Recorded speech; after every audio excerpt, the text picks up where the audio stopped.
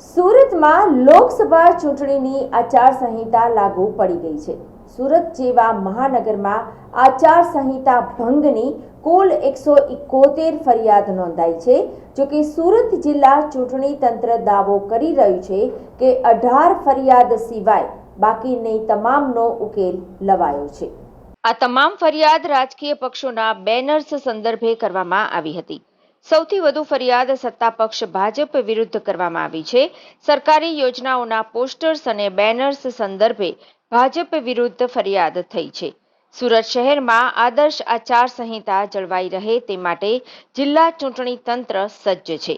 જિલ્લા કલેક્ટર કચેરી ખાતે પહેલા માળે ખાસ કંટ્રોલ રૂમની સુવિધા ઊભી કરવામાં આવી છે, જ્યાં 24 કલાક કર્મચારીઓ આચાર સંહિતાને લગતી ફરિયાદના સંદર્ભે કાર્યરત રહે છે।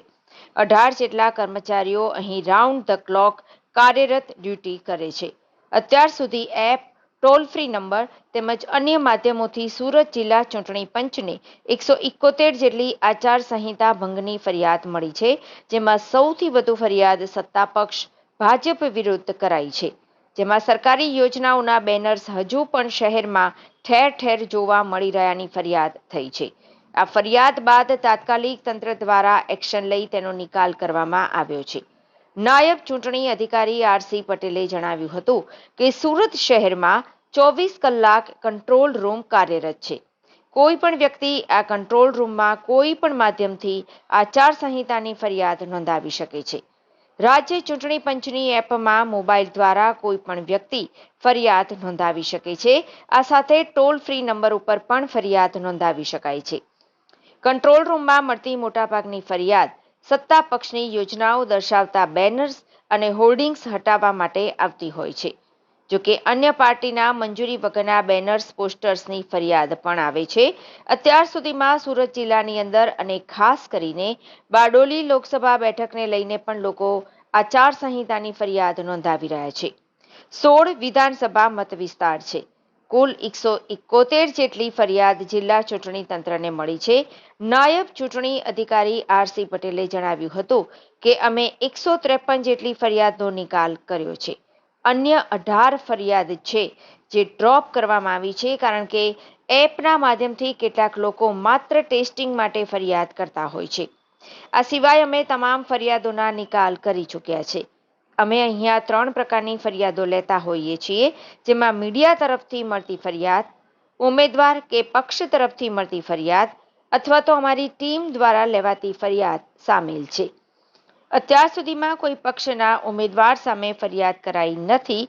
ચૂંટણી માટે કોઈ રકમ, ધાક-ધમકી, દારૂ કે અન્ય માદક દ્રવ્યોની લાલચ સંબંધિત કોઈ ફરિયાદ કરવામાં આવી નથી। સુરત લોકસભા મત વિસ્તારની અંદર મુક્ત, ન્યાયી અને આદર્શ આચારસંહિતાના પાલન રૂપે ચૂંટણી પ્રક્રિયાના ભાગરૂપે અત્યારે જે કંટ્રોલ રૂમ શરૂ કરવામાં આવેલ છે, એ કંટ્રોલ રૂમ 24 કલાક કાર્યરત હોય છે।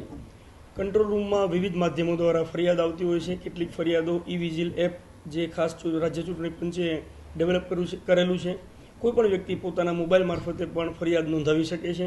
આ ઉપરાંત ચૂંટણી કંટ્રોલ રૂમમાં ટોલ ફ્રી નંબર મારફતે પણ ફરિયાદ નોંધાવી શકે છે, લેખિતમાં પણ ફરિયાદ નોંધાવી શકે છે।